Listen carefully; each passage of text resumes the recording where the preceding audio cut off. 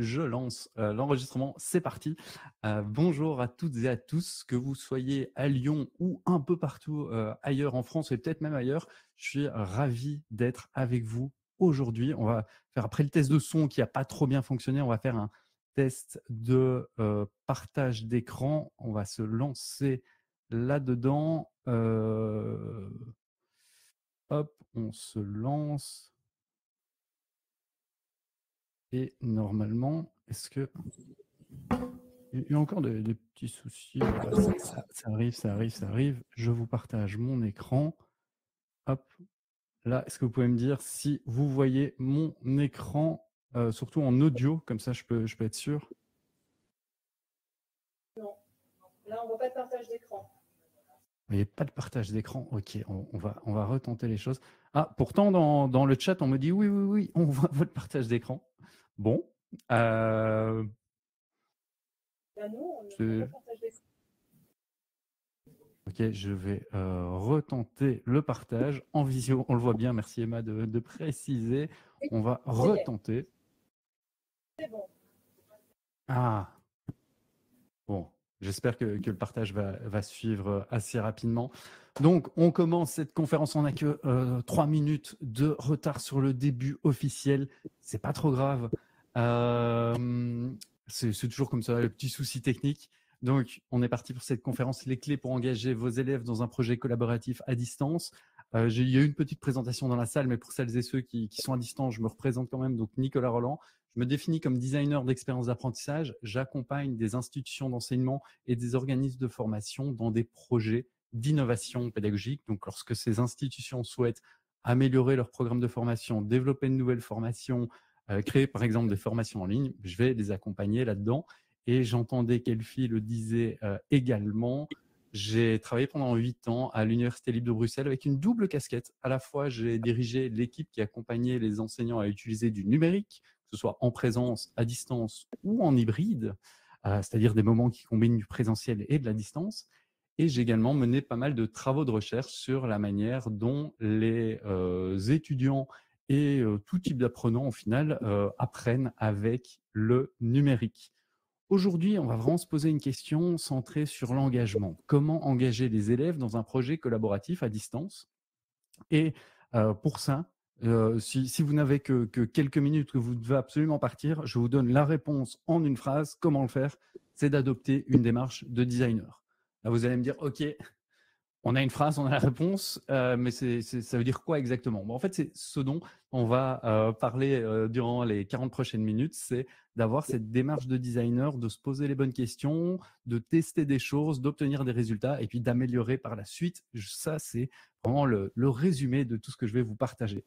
Alors, je dois vous avouer que à la fois, je suis très content d'être parmi vous et je remercie d'ailleurs encore l'organisation pour l'invitation et la possibilité de donner cette conférence à la fois pour les participants et participantes qui sont dans la salle à Lyon, mais également avec une diffusion un peu plus large. En même temps, je vous dis, il y a une pointe de frustration parce que d'habitude, mes conférences, elles ressemblent plutôt à quelque chose comme ça. Donc, vous voyez, quelque chose de très participatif. Je mets les gens en groupe, même parfois dans les amphis. On va transformer, se déplacer dans l'amphi pour pouvoir travailler en groupe. Et ici, ça va être un tout petit peu plus difficile, mais pas impossible. Et donc, je vais vous proposer qu'on puisse collaborer à travers un outil qui s'appelle WooClap. C'est un outil de vote en ligne et de chat en ligne. Je vous propose soit de scanner le QR code pour celles et ceux qui sont dans la salle à Lyon. Normalement, vous avez même reçu des petits cartons avec le QR code. Soit vous allez sur wooClap.com et sur la page d'accueil, vous rentrez le code ETW24. Et ça nous permettra de collaborer ensemble. On va avoir 3 modes de collaboration durant cette conférence qui va être assez interactive. D'une part, je vous poserai des questions à certains moments, des questions pour avoir un peu la température sur certains sujets. D'autre part, je vous demanderai aussi de me donner des conseils sur certains éléments que vous faites potentiellement déjà. Et donc ça va alimenter la suite de la conférence. Parce qu'après cette conférence, je ne vais pas vous laisser seul comme ça. Je vais vous mettre à disposition un petit site web pour continuer vos réflexions. Et sur ce site web, il y aura les conseils de l'ensemble des participantes et participants à cette conférence. Donc, vous allez vous-même alimenter la suite de la conférence. Et puis, troisièmement, on aura un chat sur cet outil histoire que tout le monde soit sur le même pied d'égalité, j'ai décidé d'utiliser. Alors, je vais arrêter mon partage d'écran ici et je vais essayer de vous montrer le partage d'écran sur WooClap. Hop, normalement, vous voyez ici mon partage d'écran qui va apparaître par rapport à la fenêtre WooClap. C'est sûrement la fenêtre sur laquelle vous êtes en train de vous connecter. Je ne vais pas utiliser le chat de Big Blue Button. Donc, pour les personnes qui sont à distance en visio, je n'utiliserai pas ce chat parce que tout le monde va se retrouver sur le chat de WooClap. Alors, WooClap, soit vous attendez qu'il y ait une question, mais si pas, vous pouvez également aller ici en bas à droite, cliquer sur une icône pour envoyer un message, vous cliquez dessus et vous allez pouvoir écrire des messages. Vous allez potentiellement pouvoir voir, voilà, on voit les messages des autres. Donc, si vous voulez commencer à envoyer des messages, n'hésitez pas, ça permet de voir que le système fonctionne. Vous pouvez potentiellement liker les messages des autres. Hop, je vais aller liker les messages des premières personnes qui sont en train de mettre ces messages. Moi, ça me permettra aussi, j'entendrai pas nécessairement vos rires, j'entendrai pas nécessairement vos questions, mais n'hésitez pas à rire dans le chat et surtout à poser des questions à tout moment.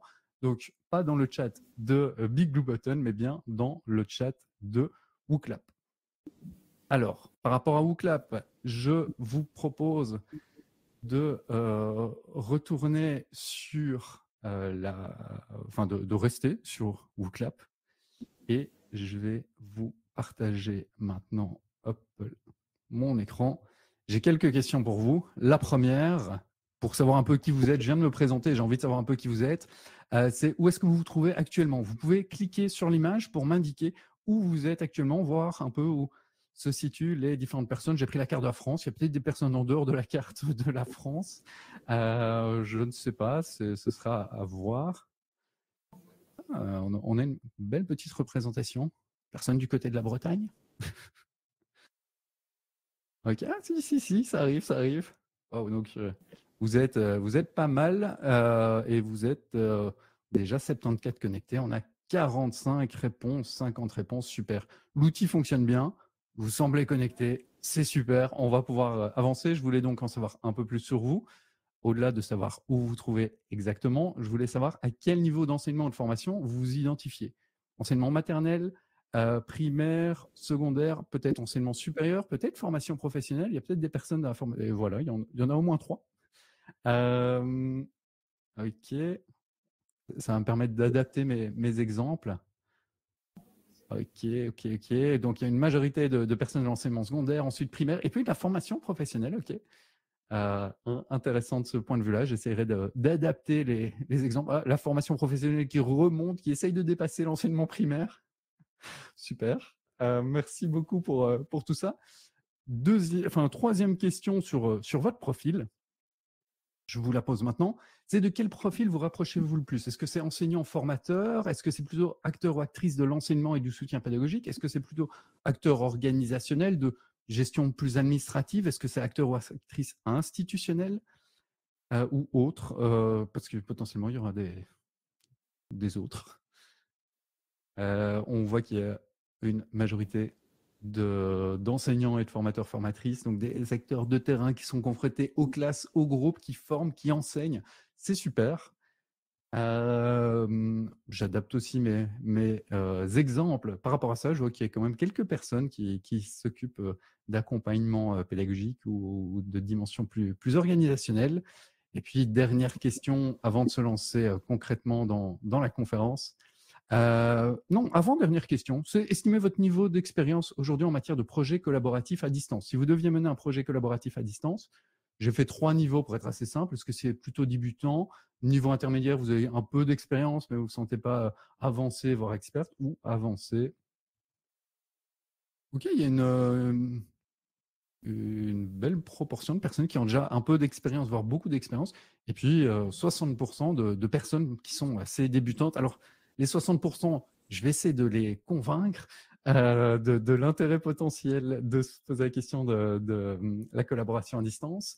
Les autres, vous pourrez apporter aussi vos éclairages, vos idées, vos réflexions. Hop.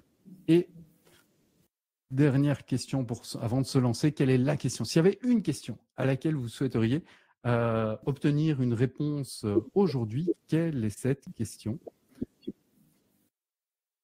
vous laisse un peu de temps pour ça. Ça me permet de préparer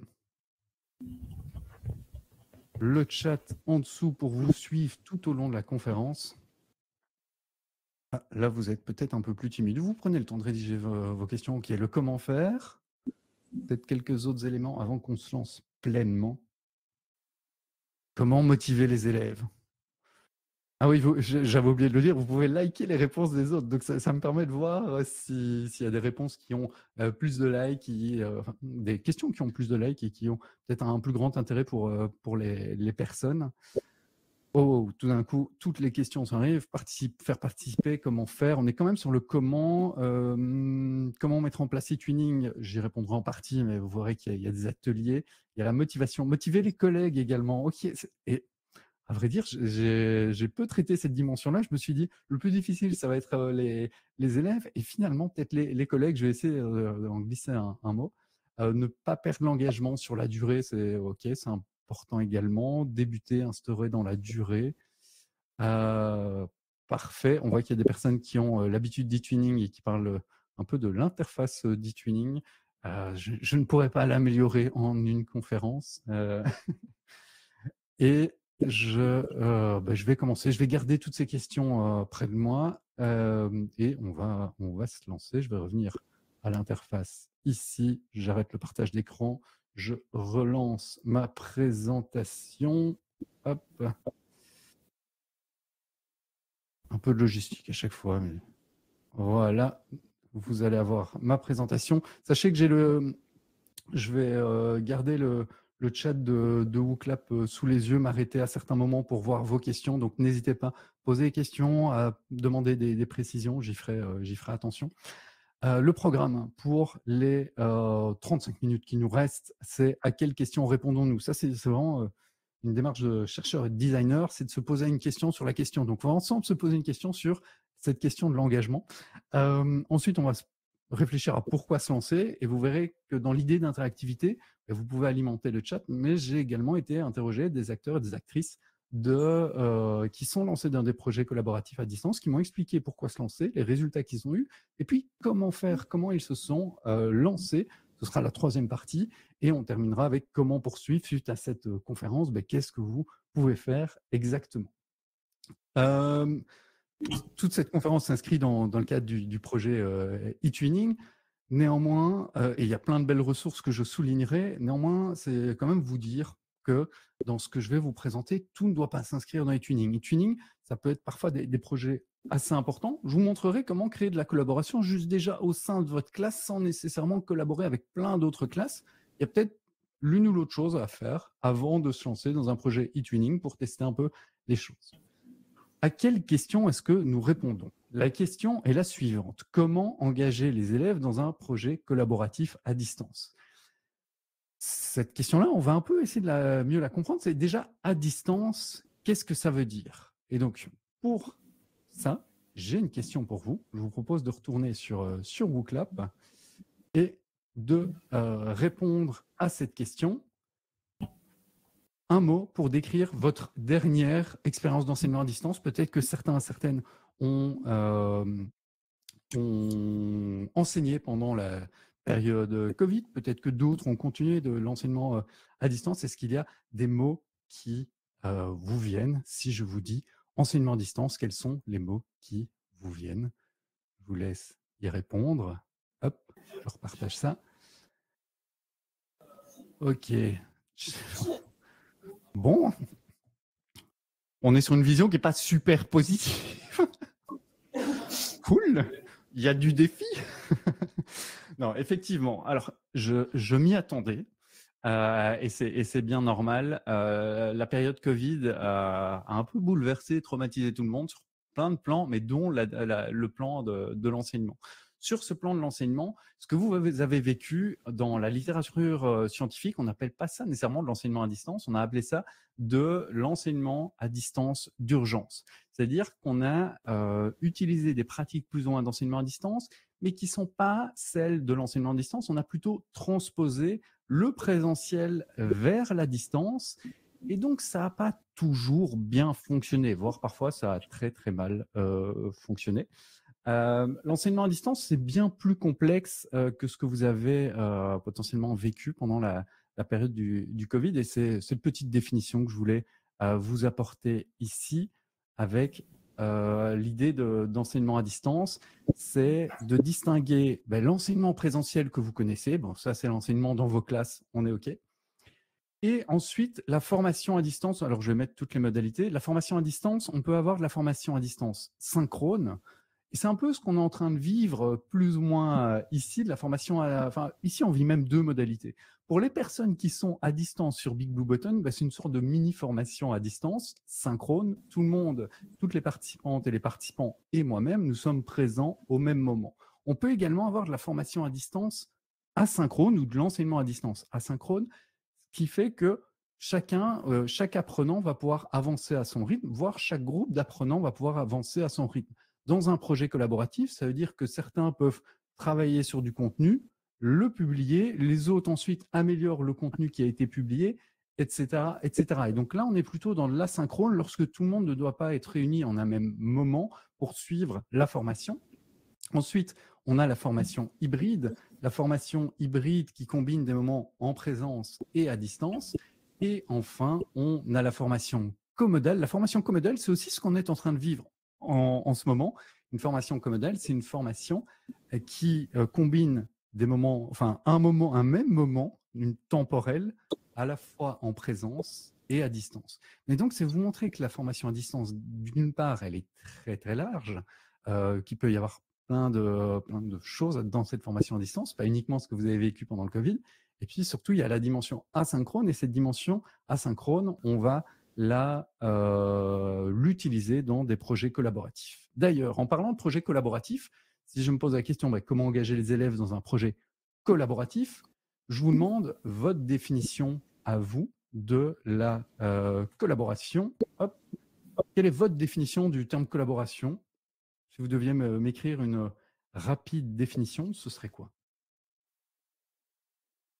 Et histoire de meubler un peu, je vous challenge peut-être entre quelle est la différence pour vous entre collaboration et coopération? Est-ce que c'est la même chose? Construire quelque chose ensemble, travailler ensemble, échange d'idées, échange, faire ensemble, objectif commun. Il y a une personne qui, ici, a effectivement utilisé le terme important pour la collaboration. C'est la dimension d'un engagement commun et d'un travail autour d'un objectif commun. Je reprends une vieille définition, que la collaboration, c'est l'engagement commun de différents partenaires à coordonner leur effort pour résoudre un problème ensemble, pour mener un projet ensemble. En tout cas, il y a un projet commun et le projet commun est bien plus fort que la somme des individus.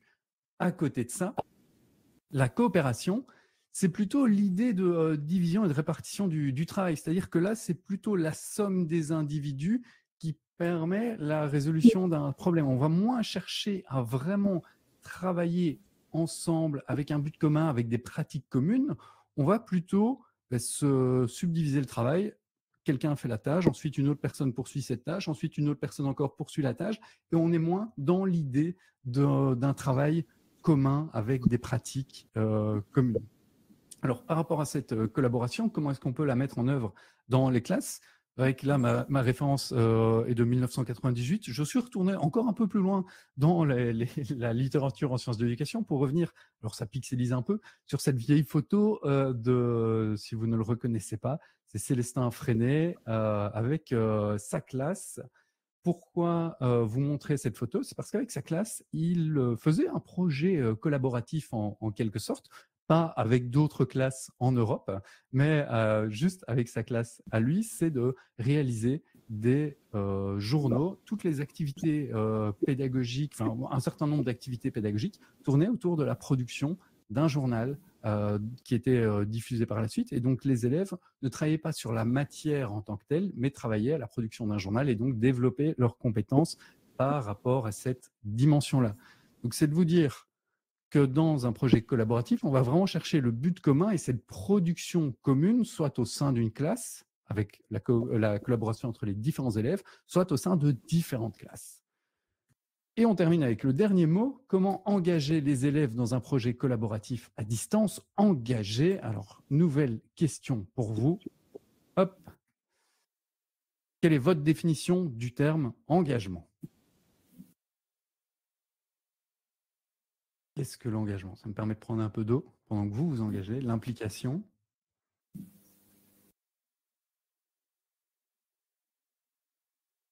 Motivation, effectivement. Agir car il y a de la motivation. Se sentir responsable, s'impliquer. Alors, il y a à la fois des définitions et des ingrédients. C'est assez intéressant. Une participation active, agir, s'impliquer, aller jusqu'au bout. Alors, s'impliquer, aller jusqu'au bout, c'est plutôt de la persévérance. C'est-à-dire qu'on va rentrer dans une tâche et rester. Mais... Donc, on est sur l'idée de motivation, de se lancer dans une tâche. Je vous donne la définition dans un instant. J'ai une autre question pour vous, parce que je vous ai dit que vous alliez collaborer à la co-création un peu du contenu de cette conférence. Quelle est votre question, votre meilleur conseil en un mot pour réussir à engager les élèves? Alors là, il y a peut-être des personnes qui essayent encore de donner la définition. Mais donc, quel est votre meilleur conseil pour engager les élèves? Il y a motiver qui revient. C'est en un mot. Je vois qu'il y en a aussi certains qui font plus qu'un mot, mais c'est pas grave. Curiosité, projet. Curiosité, intéressant. Projet, motivation. Super. Toujours, ouais, l'implication. Alors, c'est bien, on est assez alignés ensemble. Je vous apporte certains éléments, mais je vois qu'il y a déjà plein de bonnes idées. Je vous remets mon écran ici, enfin mon diaporama. L'engagement, moi, je le définis en 3 grandes dimensions. Et c'est ces 3 dimensions qu'on va aller chercher chez les élèves. D'une part, un engagement comportemental. C'est que les élèves fassent la tâche qu'on leur demande, qu'ils s'engagent dans cette tâche et qu'ils la réalisent concrètement, qu'on les voit faire, qu'ils réalisent les activités qu'on leur propose. Ensuite, un engagement cognitif, c'est-à-dire un engagement où ils vont utiliser et elles vont utiliser des stratégies d'apprentissage pour apprendre à travers l'activité. On ne va pas juste chercher à ce qu'ils fassent et terminent l'activité. Ici, on va chercher aussi à ce qu'ils s'engagent cognitivement, qu'ils réfléchissent. Et puis, un engagement affectif, c'est que cette tâche, à travers la tâche, les élèves vont prendre du plaisir, vont aimer, et tout ça va concourir à l'engagement. Donc, quand on cherche à engager les élèves, en fait, on cherche à travailler sur ces 3 piliers, qu'ils fassent une tâche, qu'ils apprennent à travers la tâche et ensuite qu'ils prennent du plaisir dans cette tâche. Pour ça, vous aviez de très bons arguments que j'ai juste remis ici à travers les théories de la motivation de Viau. En fait, l'engagement et la motivation, elle s'obtient à travers 4 grands piliers que je vous mets directement. Le sentiment de compétence, la perception de valeur, le sentiment de contrôle et le sentiment de plaisir. Le sentiment de compétence, c'est que l'élève se sente assez compétent pour démarrer la tâche et aussi assez incompétent en quelque sorte pour se dire « Ok, il y a des choses à faire, des choses à apprendre. » Donc, avoir du défi, des consignes claires, des encouragements, un niveau approprié, tout ça va concourir à l'engagement des élèves. Ensuite, la perception de valeur. La perception de valeur, c'est de donner des tâches concrètes. C'est que la tâche, l'élève voit le sens et surtout l'utilité de cette tâche. Donc, avoir des objectifs explicites, des activités signifiantes. Vous parliez aussi de projets, de pédagogie par projet. Effectivement, des situations authentiques. On ne fait pas une situation d'apprentissage juste pour son enseignant ou son enseignante. On l'a fait parce qu'elle a un sens dans la réalité, comme la production des journaux par les élèves de Freinet. Le sentiment de contrôle, c'est de pouvoir expérimenter, d'être responsabilisé, d'avoir des différentes activités. Et là, les projets collaboratifs, ils permettent de responsabiliser les élèves, ils leur permettent de faire des choix, d'avoir une certaine flexibilité. Et puis, le sentiment de plaisir, c'est d'utiliser l'humour, la bienveillance, les tâches variées et tout ce qui peut faire une activité qui engage les élèves sur le plan cognitif, affectif et comportemental et surtout ici affectif. Alors, j'avais un exemple, mais je vais passer au-dessus de cet exemple. Je vous le mettrai dans le site web parce qu'on avance dans cette conférence. Et en fait, cette question de départ qui était comment engager les élèves dans un projet collaboratif à distance, finalement, ça devient si on travaille avec tout ce qu'on vient de dire, comment pourrions-nous amener plusieurs classes à développer un projet en ayant un but commun, de manière synchrone et ou asynchrone, pour susciter leur engagement comportemental, cognitif et affectif. Bon, là, vous êtes en train de vous dire, wow, j'avais envie de m'engager dans un projet tuning, tout d'un coup, peut-être que ça a l'air plus complexe que ça en a l'air. Non, c'est pas plus complexe que ça en a l'air, loin de là. Et donc, on passe à la deuxième question, deuxième partie, c'est pourquoi se lancer? Quand on se pose une question aussi importante, pourquoi se lancer? Et plutôt que d'y répondre moi-même, j'ai été interviewé des participants et participantes au programme eTwinning et je vais vous partager leur témoignage. Alors, j'espère que la vidéo va fonctionner. Vous allez me dire ça dans le chat directement. Je coupe ceci. Hop, je vous partage cela. Et est-ce que dans la salle, vous pourriez me dire si vous entendez bien l'audio? On va juste faire un test de quelques secondes. Ça va se charger. C'était une volonté de ma part de faire évoluer la section européenne. Est-ce que vous entendez? Oui. Tout le monde doit bien l'entendre. On continue dans ce témoignage de 2 personnes. Que j'avais en charge au collège depuis un certain nombre d'années. Et l'idée, c'était de ne plus se focaliser uniquement sur la culture anglophone, mais de partir à la découverte d'une culture européenne. Donc l'idée, c'était de découvrir comment vivaient nos voisins en Europe, de comparer nos styles de vie. Le deuxième objectif, c'était d'utiliser l'anglais comme langue de communication. On entend souvent nos élèves français dire moi, je n'ose pas parler anglais parce que ma prononciation n'est pas bonne, parce que je fais des fautes de grammaire. Et en fait, travailler avec des partenaires européens non anglophones, ça dédramatise un petit peu cet aspect-là, puisqu'on a en face de soi des élèves qui ont les mêmes difficultés et pourtant, on est en train d'essayer de communiquer et il ne reste plus que l'envie de communiquer. Et puis le dernier objectif, c'était de proposer aux élèves une autre façon de travailler en utilisant la pédagogie du projet. Je me suis lancée dans un projet eTwinning pour plusieurs raisons. Tout d'abord, je l'ai fait pour mes élèves, bien sûr.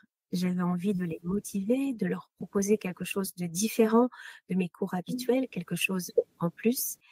J'avais envie de varier mes pratiques pédagogiques et j'avais aussi envie de leur faire prendre conscience de la magie de la connaissance et de la pratique de l'anglais pour communiquer avec des personnes du monde entier et en l'occurrence ici avec des collégiens polonais. Et puis j'avais une motivation plus personnelle. J'arrive, on va dire, plutôt en fin de carrière et j'avais tout simplement envie de me lancer un défi, de sortir de ma zone de confort, d'apprendre de nouvelles choses et de collaborer avec des collègues européens. Voilà pour les propositions. Juste dans le chat de WooClap, qu'est-ce que vous avez perçu comme ingrédients qui ont amené les personnes à se lancer? Qu'est-ce que vous avez entendu exactement? Je vous demande là, via le chat de WooClap, de me proposer vos idées. Alors là, n'oubliez pas, message sur la droite, sur WooClap, et vous pouvez me partager vos idées, défis, changer les pratiques, la pédagogie par projet, d'autres éléments, oui, le défi, l'innovation. Effectivement, pas mal de défis. Alors, il y a une personne qui vient de donner l'idée que je voulais faire ressortir. C'était le défi à la fois et l'innovation à la fois pour soi et pour ses élèves. Je vais vous repartager mon écran et faire une synthèse un peu de tout ça. Effectivement, il y a avant tout, et ça je le dis pour toutes et tous, que ce soit à distance, que vous soyez dans la salle, vous vous posez la question, c'est d'abord, est-ce que vous avez une volonté personnelle? C'est aussi ça qui va vous permettre par la suite de continuer dans un projet, de le faire évoluer. Avoir une volonté personnelle, c'est la base pour se lancer dans un projet d'innovation pédagogique, ici un projet de collaboration à distance. Ensuite, il y a une volonté pédagogique pour les élèves, de les faire travailler autour d'une matière. Et cette volonté pédagogique, il faut également bien la définir et il y a un dialogue entre les deux. c'est la base du lancement d'un projet, du pourquoi on mène un projet. C'est d'avoir à la fois cette volonté personnelle de le faire et la volonté pédagogique. J'avais normalement quelques éléments sur les résultats observés par les participants et participantes. Pour celles et ceux qui sont à Lyon, vous aurez les présentations en réel. Je vous mettrai sur le site les interviews que j'ai pu avoir avec les personnes pour avancer dans les ingrédients aussi des résultats. En fait, les résultats, en analysant les différentes interviews, j'ai pu observer que eTwinning et, de manière générale, les projets collaboratifs à distance permettent de toucher à la fois le sentiment de compétence, la perception de valeur, le sentiment de contrôle et le sentiment de plaisir. Qu'est-ce que ça veut dire? C'est que en mettant en œuvre un projet comme ça qui s'inscrit dans la collaboration avec des tâches authentiques, avec de la responsabilisation des élèves, avec le fait de rencontrer d'autres classes, etc. En fait, la réponse est dans les questions. Comment engager les élèves? En fait, en mettant en œuvre un projet comme celui-là. Donc, on se lance pour une volonté personnelle et pédagogique et le projet lui-même va soutenir l'engagement des élèves en définissant un bon projet. Alors, vous allez me poser la question, ok, tu nous as rapidement convaincus, on ira quand même voir les résultats en ligne des personnes, comment elles présentent ce qu'elles ont vécu. Finalement, comment est-ce qu'on peut se lancer? C'était votre principale question. Là, à nouveau, j'ai été interroger des personnes. Je vais vous partager leurs propos. Vous pouvez me dire à nouveau dans le chat ce que vous entendez particulièrement comme éléments qui vous marquent dans les propos des personnes, donc dans le chat de WooClap. Et pour les personnes qui n'y sont plus connectées, c'est wooclap.com et le code c'est ETW24. Je vous partage ceci. Hop. Alors j'ai un petit souci technique. Voilà, c'est reparti pour passer cette question-ci. C'est celle-là. Comment vous êtes-vous lancé dans le projet?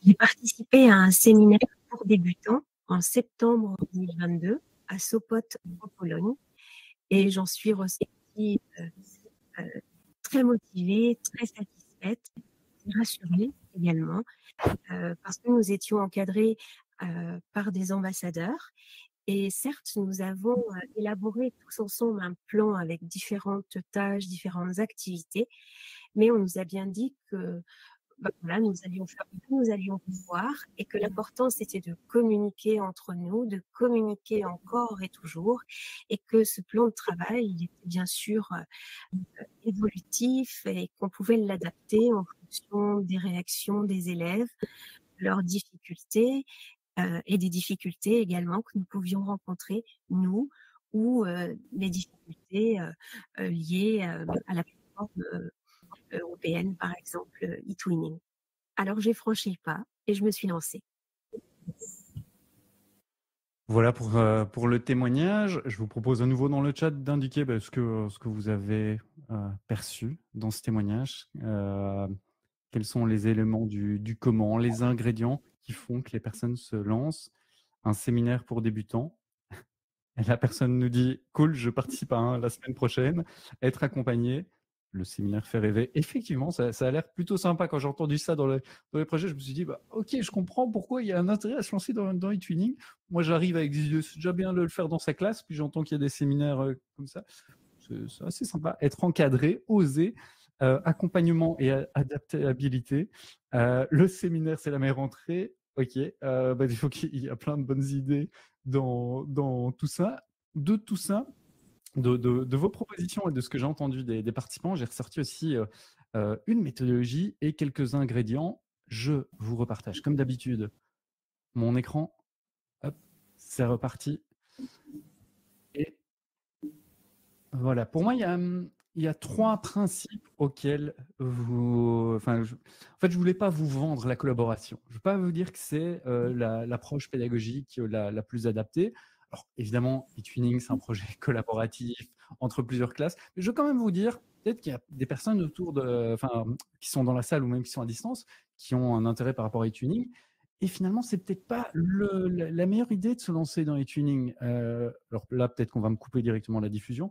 Non, je vais vous expliquer pourquoi je vous dis ça. La première chose, c'est de faire attention au syndrome de l'objet brillant. Qu'est-ce que ça veut dire en une image? c'est par exemple l'usage de la réalité virtuelle ou l'usage de plein d'innovations technologiques qu'on peut voir, du tableau numérique interactif, des tablettes, de la collaboration à distance, de la réalité virtuelle.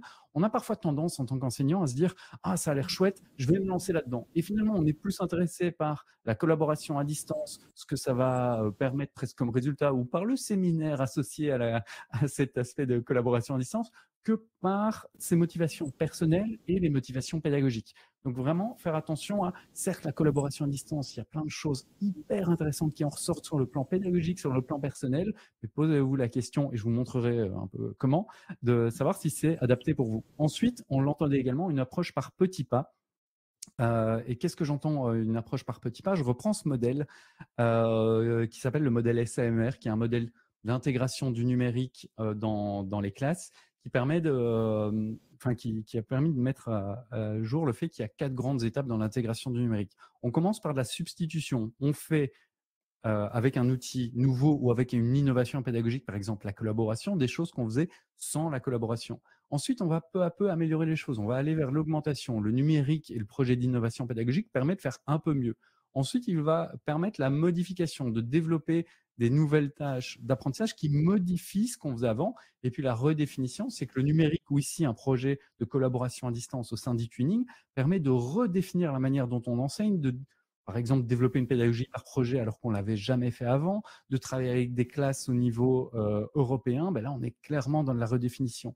Néanmoins, c'est important de passer par l'étape de substitution, de mener un petit projet au sein de sa classe avant de se lancer dans un projet européen eTwinning, dans une pédagogie qu'on ne connaît pas, où on va devoir soutenir ses élèves, soutenir les élèves des autres classes, collaborer avec d'autres enseignants, alors qu'on a déjà des difficultés à collaborer au sein de son école. Bref, passer par les différentes étapes. Et puis, je voulais vous donner un troisième principe, c'est s'assurer des compétences de toutes et de tous pour collaborer. Alors ici, c'est plutôt un modèle sur le numérique. Ce modèle montre pour une intégration efficace du numérique, il faut être en quelque sorte à l'intersection entre des compétences disciplinaires, vos compétences liées à la matière, des compétences en termes de pédagogie, être capable de bien travailler la matière et de bien la didactiser en quelque sorte et d'avoir les bonnes approches pédagogiques par rapport à cette matière. Et ensuite, des compétences qui vont être de l'ordre du numérique, de la capacité à utiliser les outils numériques. Et vous posez les questions sur vos compétences numériques et vos compétences globales pour mener un projet collaboratif, c'est la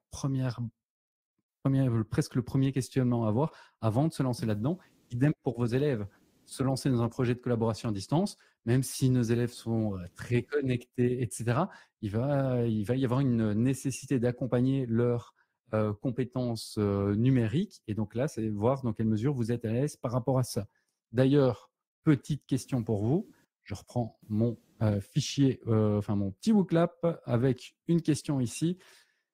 Si je devais vous demander de vous situer sur ce modèle TIPAC, est-ce que vous êtes plutôt uniquement disciplinaire, uniquement pédagogie, uniquement numérique? Je ne pense pas, mais est-ce que vous êtes plutôt à l'intersection pédagogie et discipline?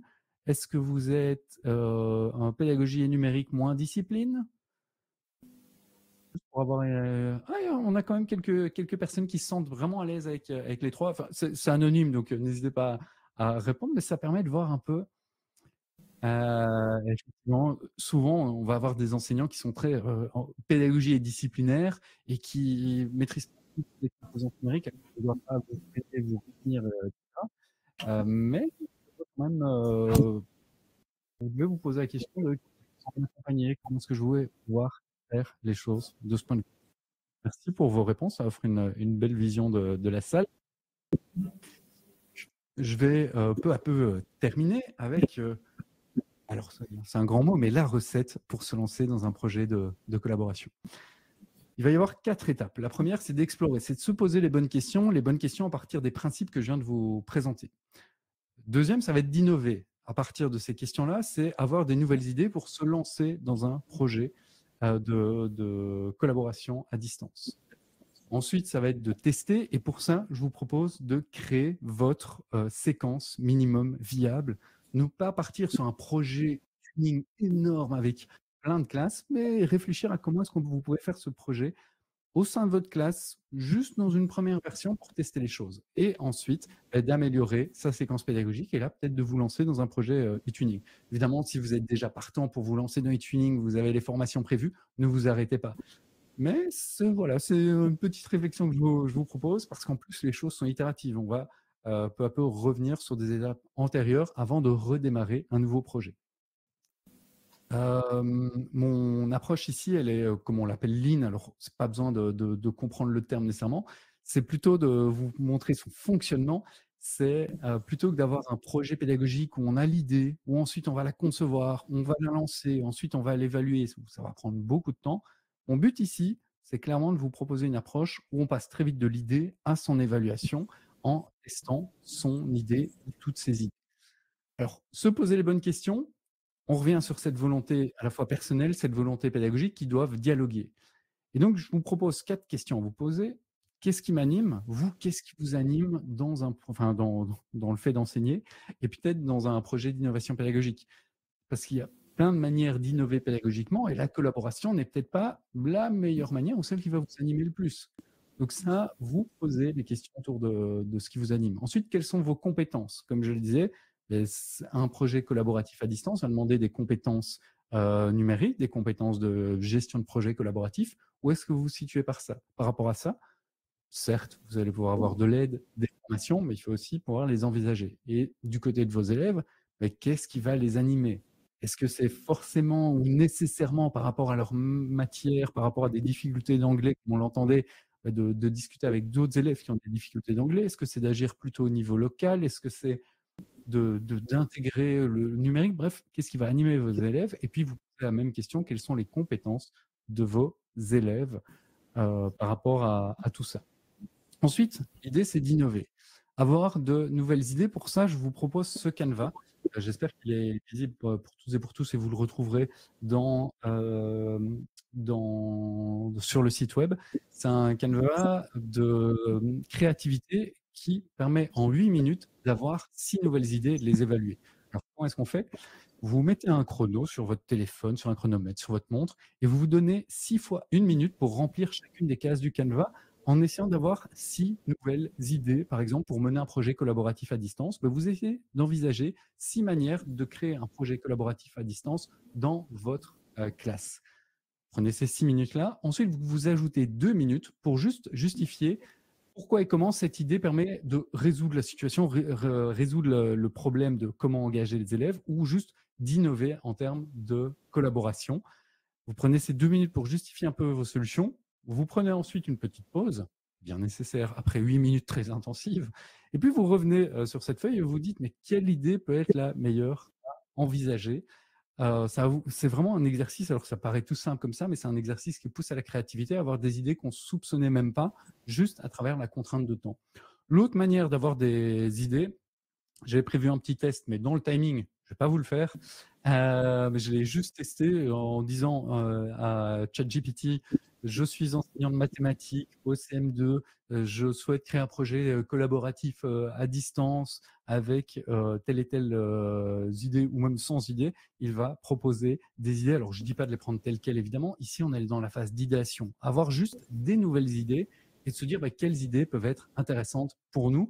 Pas le but de tout confier à l'intelligence artificielle, juste de l'utiliser ici pour avoir des nouvelles idées. Et puis, si vous avez déjà un peu de background d'expérience en matière de collaboration, sur le site eTuning, vous avez la présentation des différents projets eTuning. Ça peut vous donner pas mal d'idées.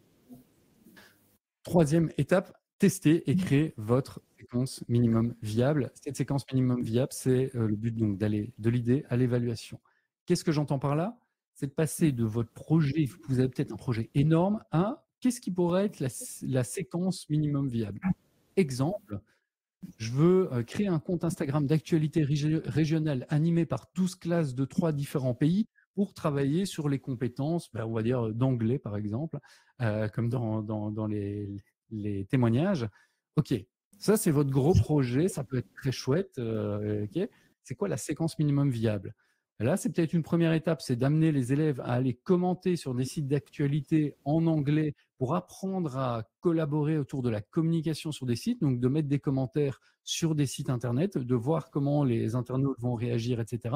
Et l'étape 2, c'est peut-être de créer une séquence d'actualité en vidéo qui va être partagée sur YouTube. Et ça, en anglais, partagée sur YouTube, peut-être même pas, enfin YouTube, n'importe quel canal, mais en tout cas que ça crée du concret pour les élèves et que cette vidéo puisse être diffusée auprès peut-être de parents, etc. Bref, c'est de passer d'un projet qui peut être énorme à travailler les mêmes compétences et la collaboration autour de ces compétences à une échelle plus petite. Ça va vous permettre d'évaluer si ça fonctionne ou si ça fonctionne pas. En matière de collaboration, il y a 7 règles importantes sur lesquelles je vais passer et je fais attention au timing. On a juste démarré avec quelques minutes de retard, donc je termine avec quelques minutes de retard. Les 7 étapes de la collaboration, c'est d'une part de fixer des objectifs clairs dès le départ, que ce soit aux élèves ou si vous travaillez avec plusieurs classes, c'est qui fait quoi, bien définir les objectifs de chacun. C'est la base d'une bonne collaboration. Ensuite, c'est de définir les rôles et responsabilités. Lorsqu'on est dans un projet collaboratif, c'est parfois difficile de savoir qui doit faire quoi. Il peut y avoir ce qu'on appelle la dilution de responsabilité. Tout le monde se dit, ah, mais c'est l'autre qui fait. Mais si tout le monde se dit que c'est l'autre qui fait, personne ne fait. Donc, bien définir quels sont les rôles, quelles sont les responsabilités. Ensuite, on gère et on explicite les attentes. Quel est le rendu qu'on souhaite avoir, par exemple, par rapport à ce compte Instagram d'actualité? Quel est le rendu des vidéos? Est-ce qu'on a des inspirations? On va peut-être s'inspirer d'exemples réels pour se créer une représentation de ce à quoi on veut arriver. On a ensuite l'idée de communiquer efficacement et de trouver des moyens de communiquer efficacement entre les classes et entre les personnes. C'est de fonctionner de manière transparente et là, de tenir au courant des avancées au fur et à mesure. Trop souvent, dans les projets collaboratifs, on a tendance à montrer les résultats finaux et pas toutes les différentes étapes. Si vous vous lancez dans un projet collaboratif, ça va être important d'amener les élèves et de vous amener vous-même à partager les résultats au fur et à mesure.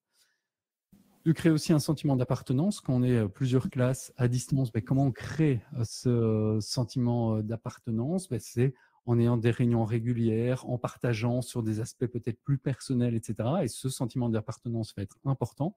Et ensuite, fournir des rétroactions, des retours, fournir du retour aux étudiants, que ce soit sur leur propre production, des productions d'autres classes.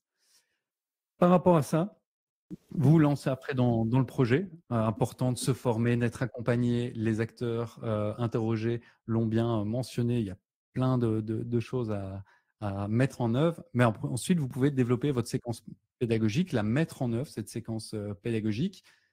Encore une fois, séquence pédagogique minimum viable. On n'est pas sur un gros projet. Je vous conseille vraiment de commencer tout petit. Et par rapport à ce côté tout petit, c'est de récolter des résultats. Alors, je vous ai mis un canevas très simple. C'est qu'est-ce qui est positif. On lance sa séquence, on la teste avec les élèves. Qu'est-ce qui s'est bien passé? Qu'est-ce qui s'est moins bien passé? Quelles sont les idées pour améliorer le projet dans le futur? Et donc là, si on a fait notre petite vidéo d'actualité, on se pose la question, si je dois le faire avec plusieurs classes, en collaborant avec des classes externes, qu'est-ce que je dois rajouter, etc. Donc, c'est vraiment vous tester sur les projets avant de vous lancer dans un projet trop important. On termine avec comment poursuivre. Comment poursuivre, c'est pour celles et ceux qui sont à Lyon, c'est de continuer la journée. Vous retrouverez sur le site web, je voulais terminer par des témoignages. Vous les retrouverez en ligne, les témoignages des personnes qui ont accepté de partager leur expérience.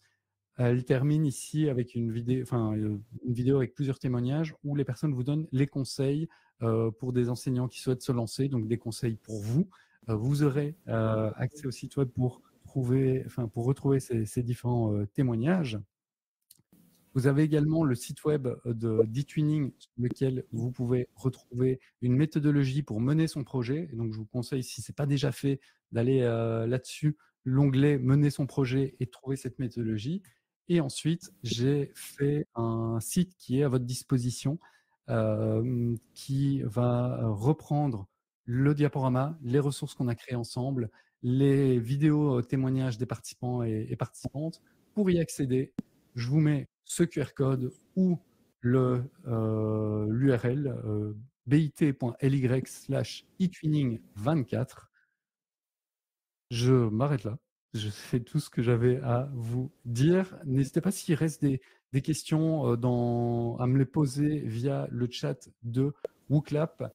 Je vais rester un peu actif sur le chat de WooClap pour répondre à certaines questions. Je vais également mettre le lien. Donc, je reste actif sur le chat de WooClap si certaines personnes souhaitent encore poser des questions, avoir des réponses.